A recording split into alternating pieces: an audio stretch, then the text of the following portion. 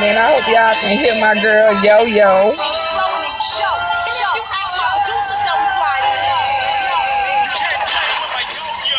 Yay. Don't try to play me out. Don't try to play me out. Don't try to play me out. Don't try to play me out. So that's my girl Yo Yo. Just give me a little sample. Okay, I had some stuff to do this morning, but I still want to upload my content. And we're going to just do it from the vehicle. This is the quietest place I got right now where I am. So basically, we're talking about why hip-hop deflects from the positive black female MC or rapper. And we're going to use the show Love and Hip Hop Hollywood along with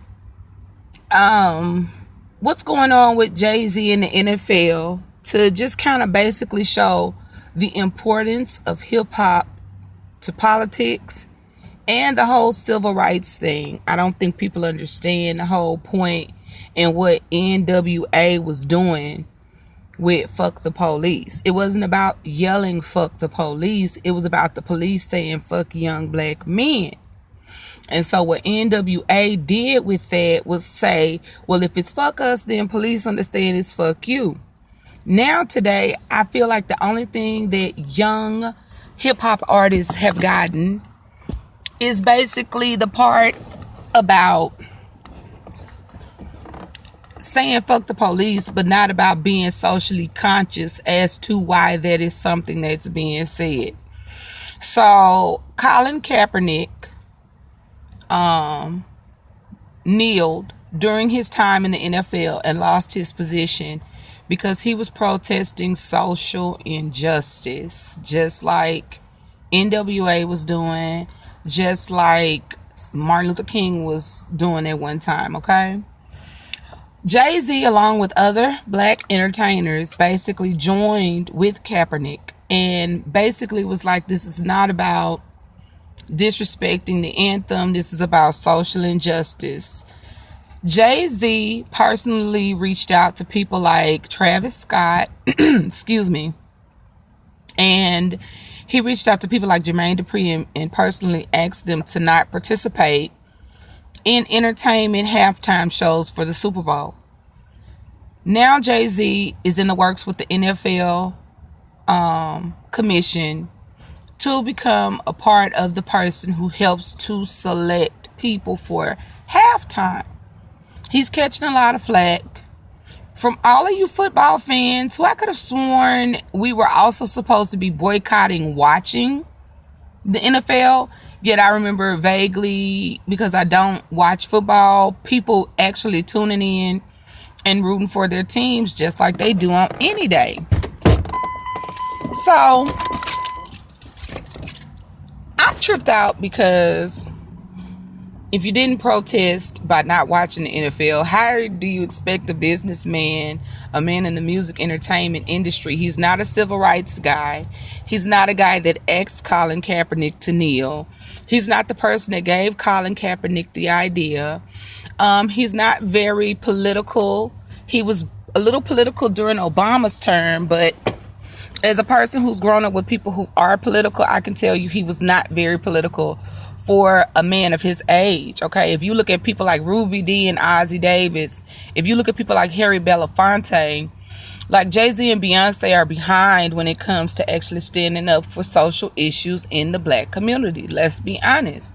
So how all these people are saying that Jay-Z is a sellout or he's selling us out to the NFL when half of us don't even watch football? I don't know, you know. Colin Kaepernick's girlfriend spoke out. And here's the thing I have about, like I was, you know, I don't have anything against you being on your man's team. But I haven't heard anything from her about how she felt about social injustice and black people being mistreated yet. And she looked like she may have a little some type of ethnicity in her, but it doesn't necessarily have to be black. So for the time that you speak out, young lady, is when your man's job is still not given to him. I just don't see your purpose and your point. Jay-Z specified that we're past kneeling, and I don't see anything wrong with that. He also pointed out that it was never about getting Kaepernick's job back. It was about addressing the social issues, which is exactly right. So, nobody's throwing Kaepernick under any bus. Kaepernick is a grown man. He speaks eloquently. He seems like a man who should look more into the politics more than he should the sport. Okay, I just feel like Kaepernick has the opportunity now to branch into something other than breaking himself up on the football field. It's cute, but what if Kaepernick gets back in the NFL and he's targeted by, let's say, racist owners who get racist players to, I don't know, trip him up, hurt him, injure him in some sort of way. So we don't have to necessarily say that Kaepernick needs to be a football player when he is a social activist. I feel like everybody wants to box us as a people in, including us. So Jay-Z was given a chance to broaden his horizons. I don't see anything wrong with it. I feel like that's cool. I feel like that's what you're supposed to do. You're supposed to broaden your horizons. And as far as, young ladies and women wanting to support their husbands and their men, get out there and make the phone calls that are necessary behind the scenes, my love.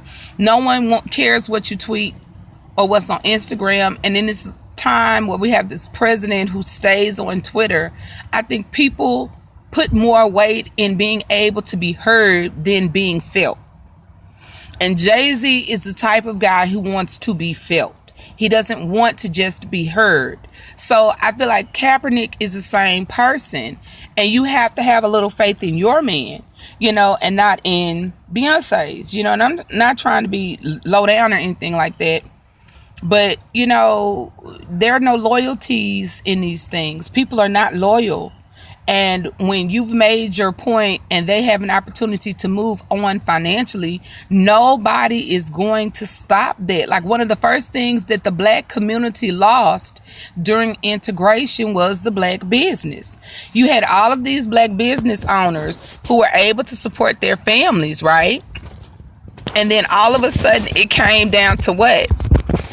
It came down to, now I can eat at the white man's restaurant. Now I can ride in the front of the bus. I don't need this black taxi. So all of these black businesses lost the people that were patronizing them. Okay, so now if that's no more, and people had to deal with that, and now we're having to say support black businesses. How are we mad at Jay-Z for building a black business? I mean, okay, whatever. You know what I'm saying? I think we do too much and not enough, and then expect someone to cover for us, and I'm over it. It's time for us to start thinking about ourselves in the sense of what we can do to help others financially, not just standing in the street saying freedom now, because that puts no food on a black man's table. It puts no gas in his car to get to work. It helps him in no retrospect to help his family. So while I can protest with you for a little while, eventually I'm going to have to get back on my bag. And if Kaepernick is still on kneeling and social injustice, he might want to run for office, try to become a senator, try to become a council member, try to become active on, commentating on different things that are happening, commenting, not commentating. I don't even know if that's a word. So moving on, we want to look at also from Love and Hip Hop Hollywood, Yo-Yo School of Hip Hop. And of course, Yo-Yo School of Hip Hop was put on the back burner because this is not a show talking about the etiquette and social issues that surround hip hop artists that are up and coming. It's all about the drama and the bull. So they took a moment out to talk about Nipsey Hussle and his demise, and how the whole state of California are at a loss, as we all are. I'm not from California. And I was not a big Nipsey Hussle fan as far as his music is concerned. Excuse me for coughing. But I do love the fact that he loved his community, he loved his children, he loved his woman, and he loved, his family in entirety. Not just the people that were of his blood lineage, but the people that helped to bring him up into the man that he is. And he felt the need to give back. And I feel like Yo-Yo was not highlighted enough after that. I feel like Love and Hip Hop Hollywood had a chance to take it to a positive level, and they kind of just left us there with a whole bunch of, drama before and after the Nipsey Hussle tribute. The first drama was the fact that the drama that we're focusing on today is this competition that's being generated on the show between Apple, who is a former stripper turned rapper that is now trying to progress in the game by herself, versus Summer Bunny, who, as we've said in previous videos, is the person that's been linked in an affair with A1 Bentley from Love and Hip Hop Hollywood. She also was said to have had sexual relations with Cardi B's husband Offset, and Cardi B was from Love and Hip Hop New York. And so I feel like Summer Bunny really was trying to just get on the show, and she has achieved that. What I hate to see is Apple degrade herself by having to handle Summer Bunny in such a negative fashion when it's not your man, boo. A1 is not your man. And I love the fact that black women love to take up for their friends. It's one of those things that makes us as close to Mother Earth as you'll ever get. We're some of those people who will definitely take up for our friends. At the same time, Apple, you're generating yourself into a brand. And I wish they would have given us more time to see Yo-Yo interact with you and Yo-Yo interact with Summer Bunny. And that's exactly why they did not want people like Yo-Yo and Mia X and Salt and Pepper consistently around and in the background of hip-hop. Yes, these women have always had their place and position in their own communities. But I'm a Louisianian. We needed that flavor of Yo-Yo. We needed that flavor of Salt and Pepper here too. We have female MCs that are all the way looked over. And if hip-hop would have more respect for the female MC, they'll say, okay, Apple, you need to stop all this. Summer Bunny, if you're going to be sleeping with people's husbands, own it. We needed to see that, because that's the part of every business that helps it to function. You need that voice of reason that doesn't have to be on anyone's team. So Yo-Yo, if you're interested in her School of Hip Hop, it is featured on Facebook. They have some information. She also has a number listed. Some information is online. And Yo-Yo was able to talk Summer Bunny into sitting down with Lyrica. Again, here we go with this sit down shit. I mean, I don't mind giving a woman my number. I would have told Yo-Yo, because I love Yo-Yo. So if she would have said, well, do you want me to go get her? I'd have been like, here, just give her my number and tell her to call me. Okay, I really would have. And I'd been like, I'm done, I'm gone. So they sit down. Summer Bunny denies having sex with A1. Lyrica leaves. Summer Bunny comes outside, admits that she had sex with A1, and then goes into this side chick, yeah, I slept with your man rant. Which is, yeah, go check your man.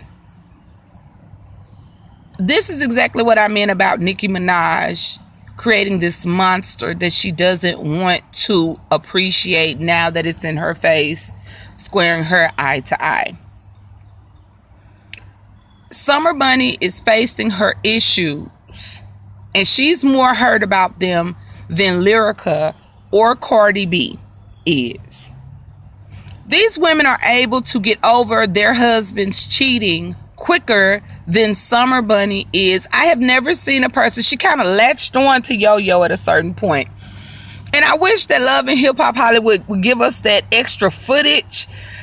I just want to see what was the dialogue between Yo-Yo and Summer Bunny. She started crying, and Yo-Yo kind of hugged her, and she was about to kind of melt into Yo-Yo's arm, and Yo-Yo kind of pulled her back, said some things to her, and then eventually what they had let us hear was her urging her to go and tell Lyrica the truth. I'm pretty sure Yo-Yo said more than that. And I'm a little disappointed because I'm over the female MC being the sex symbol and nothing more. I'm over it. I know that there's hotter out there. I know that there's better out there. But at the same time, this is what, when Biggie told Lil' Kim to don't rap like, well, this was in the movie now. I don't know real life. But in the movie, when Biggie tells Lil' Kim, no one wants to hear that kind of manly talk coming out of a woman's mouth. They want to hear something sexy. There was a seed planted there. When Nicki Minaj came out, she called herself Nicki Lewinsky. Yeah, she did say a lot, about, how she was making her money and how she was getting her beats and how her man was doing this and that for her. Now you want to boo-hoo and say that it wasn't like that for you. You got it the right way.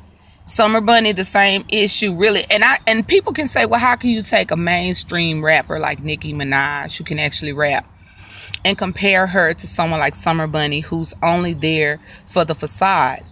If you, as this icon, never existed, girls like Summer Bunny would never feel capable of just pulling off a one hit. You have to take responsibility for what you've done. And I feel like a lot of what's going on in the world is to keep a woman from being in a position of power. So they're teaching women the blame game. Well, who did this to you, sweetheart? Who made you this way? And it's not about a man when you are a woman of power yourself. You understand what I'm saying? So, like I said yesterday about Nicki Minaj, or my last video upload, about Nicki Minaj ranting and raving for no reason. And then on to this Summer Bunny chick doing the same thing. Like, what are we doing here? What's the point in this? So, nothing was achieved. Lyrica only found out what she already knew, which was what her husband was doing with Summer Bunny. And it's the reason why I just personally believe, if you want to know something, you want to ask a person something, a phone call doesn't hurt. It doesn't mean that you're afraid of people to not want them in your face. It just means that you're aware of the fact that things could go left and you could go left with them. You could throw your whole life away over one passionate moment, and it's not worth it. Love and hip hop is sleeping on women, period. I didn't hear enough of Remy Ma's music on Love and Hip Hop New York. Cardi B was begging DJ Self to listen to her music on Love and Hip Hop New York. He never did, nor did the show showcase it. But I'm sorry, Love and Hip Hop Hollywood and all these Love and Hip Hop producers, you guys are really putting some of the trashiest, dumbest sounding music on your lineup and featuring it before commercial breaks. But stuff that Yo-Yo has going, stuff that Remy had going, stuff that Cardi B had going, stuff that Moniece had going, stuff that Lyrica has going, stuff that all of these women have going on your show, you're not showcasing. You guys showcased Nipsey Hussle's song and you didn't even focus on your own female rappers. Nothing from Apple. I really feel like you guys want to create an atmosphere to upplay the men and downplay the women. And the women have to be careful because you're kind of playing into their hands with this. Now, how does hip hop and politics tie in together? Back in the day when you had the socially conscious rapper, the socially conscious rapper made sure that the issues of the people were up front. You had these radio shows that took time to talk about what the people were having problems with, and rappers would actually take that information and make music from it. That's how we got NWA. So politics and hip hop are hand in hand, whether you see them or not, because in order for us to create the atmosphere of change for our community, our young people have to be active in what their community needs. So we don't need to hear about you, sipping syrup, tooting powder, smoking blunts, screwing this bitch man, that bitch man. He gave me head, she gave me head. Okay, you can make those songs if you want to. Now, I'm not the song police. But we don't need that. It's not helping us. It's not a necessity. Now you can, because I smoke, I drink. I'm from Louisiana. That song by Boosie here in Louisiana was hidden when I was going to the club back in the day. But at the same time, I listened to things that were going on in my community, and consequently, I'm a voter. I'm politically active. I'm socially active. I think they're trying to create an atmosphere where our youth don't feel the need. A$AP Rocky said before he got into that stuff in Swiss or Sweden or wherever he was with the Swiss, he was like, I don't have black poor people issues. I have rich people problems. So I don't want to talk about Black Lives Matter. Talib Kweli has been preaching that he doesn't believe in the black vote and that black people should not vote. So I feel like hip hop has to be very careful.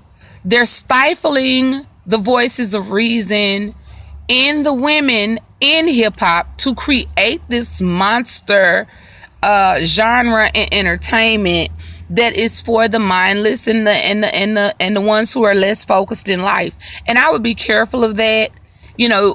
I would be careful of it as a young person, but as a person who's older, don't knock hip hop to a young person. Oh, y'all music ain't like our music. Just put it on for them. You ever heard this song? Like Love and Hip Hop Hollywood is on. I let my kids hear Can't Play With My Yo-Yo. I let them hear some of the songs when the NWA movie came out about how NWA got to where they are today. I let my kids hear some old NWA music. And so while my baby is listening to NBA Youngboy, you also have where that came from.